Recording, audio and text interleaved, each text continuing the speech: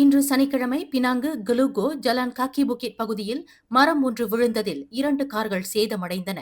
காலை சுமார் 11:32 மணியளவில் நிகழ்ந்த இந்த சம்பவத்தில் புருடுவா அக்ஸியா மற்றும் நிசான் கிராண்ட் லிவினா ஆகிய கார்கள் பாதிக்கப்பட்டன. எனினும் இந்த விபத்தில் எவருக்கும் காயம் ஏற்படவில்லை என்று பினாங்கு மாநில தீயணைப்பு மற்றும் மீட்புத் துறையின் செயல்பாட்டு பிரிவின் உதவி இயக்குநர் ஜான் சாகுன் பிரான்சிஸ் தெரிவித்தார்.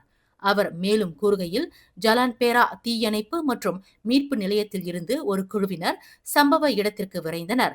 இந்த மீட்பு பணியில் 10 தீயணைப்பு வீரர்கள் ஈடுபட்டனர்.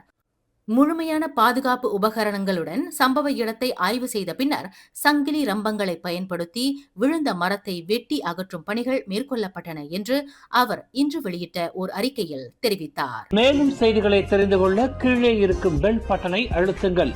உங்கள் மகிழ்ச்சியை வெளிப்படுத்த லைக் மற்றும் ஷேர் செய்யுங்கள்.